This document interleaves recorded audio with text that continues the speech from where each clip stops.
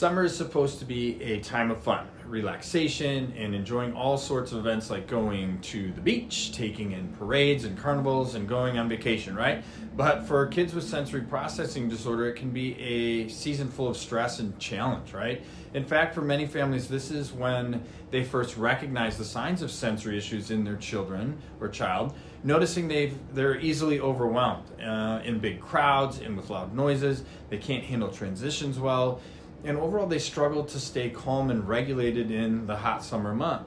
Sadly, these sensory struggles aren't just for a few families here and there, as now today 1 in 6 kids with sensory processing disorder, SPD, and have various challenges each and every single day. So their nervous system struggles to filter and regulate normal input, leaving them in a constant state of sensory overload. So sadly, pediatricians often dismiss parents' concerns, saying it's just a phase.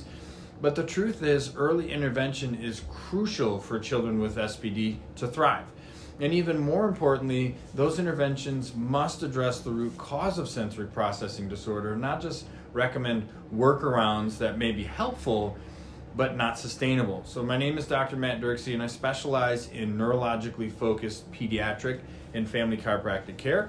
This video is for parents who suspect their child may have sensory processing disorder and want to understand the signs, causes, and available care options out there. So I'm going to dive deep into all things sensory processing disorder and explore how the perfect storm of factors contribute to its development, and how neurologically focused chiropractic care can help restore balance to your child's nervous system and help regulate.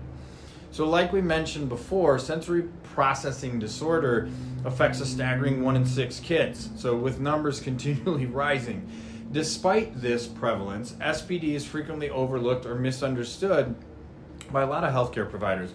While SPD often co-occurs with autism spectrum disorder, they are distinct conditions. Children with sensory challenges may exhibit age-appropriate skills in some areas while struggling with pronounced sensory-based difficulties in others. So here are some of the most common signs of sensory processing disorder in our kids. Oversensitivity to touch, types of clothing, sounds, smells, lights, trying new foods, which may lead to discomfort with certain textures, avoidance of being touched, or distress when clothing feels too tight or itchy, as well as covering ears in response to normal sounds, fear of loud noises like vacuum cleaners, sirens, or alarms. Seeking sensory input constantly, touching objects, seeking strong tactile sensations, or engaging in rough play. Avoiding sensory input, avoiding activities that involve physical contact, such as hugging or being distressed by activities like haircuts or teeth brushing. They have difficulty with fine motor skills, challenges with tasks such as buttoning clothes, using utensils, right, or writing. Difficulty with gross motor skills, problems with activities like running, jumping, or riding a bike. Balance and coordination issues, frequent tripping, falling, or appearing clumsy. Poor body or spatial awareness, difficulty knowing where their body is in space, leading to bumping into objects or people. Overwhelmed in crowded places, distress or anxiety in crowded environments like malls, parks, or parties. Difficulty transitioning between activities, meltdowns or anxiety when changing from one activity to another or moving between different environments. Emotional outbursts, frequent tantrums or meltdowns in response to sensory overload or frustration. Difficulty self-calming, struggling to soothe themselves when upset, often needing external help to calm down. Hyperactivity or inactivity, being excessively active or lethargic, depending on the sensory input they seek or avoid. Difficulty sleeping, trouble falling asleep or staying asleep due to sensory sensitivities. Poor attention span, difficulty focusing on tasks, easily distracted by sensory stimuli.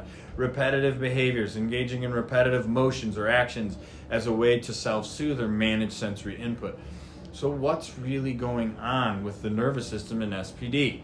Sensory processing is a 3-part process. First, the sensory input comes in through the sensory nerves and sensory aspect of the spinal cord, reading information from both the internal body and external environments.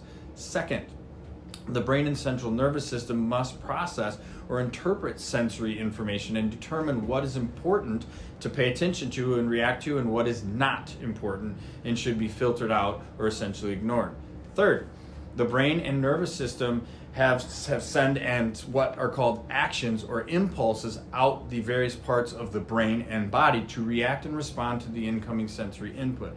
When the sensory nerve pathways into the brain and nervous system are altered or interfered with, the brain and nervous system then receive bad information. And in turn, that leads to poor decision making or interpretation. And finally, bad or inappropriate actions and outputs as a result of bad information and improper processing or interpretation of the sensory information. So why are sensory issues and subluxation so hard to find and make sense of? First off, traditional pediatricians and medical doctors do not have a good understanding of SPD and neurosensory function. Second, traditional medical testing or even movement-based therapies like PT and OT know how to find and detect subluxation and nervous system dysregulation in this way. While the root cause of sensory processing disorder may escape most common medical diagnostic testing, our neurological insight scans are literally designed to find subluxation, nervous system dysregulation, and dysfunction, and help parents see with their own eyes exactly what's causing their child's frequent tantrums, meltdowns, and sensory difficulties. If you feel like you've already done months or even years of OT, made all the sensory workarounds part of your normal everyday life, and you just want things to be easier and less modified for your child and family, you need to learn more about exactly how neurologically focused chiropractic care works. This specialized form of chiropractic care, like here at HealthZone Chiropractic, can do so much for kids struggling with sensory issues. If your child and family want to get back to an easier, calmer, more consistent quality of life with chiropractic care, to learn more how to do that, schedule an appointment, visit the link below and in our bio, and leave us a comment, send us a DM so we can help connect you to one of our care advocates right away.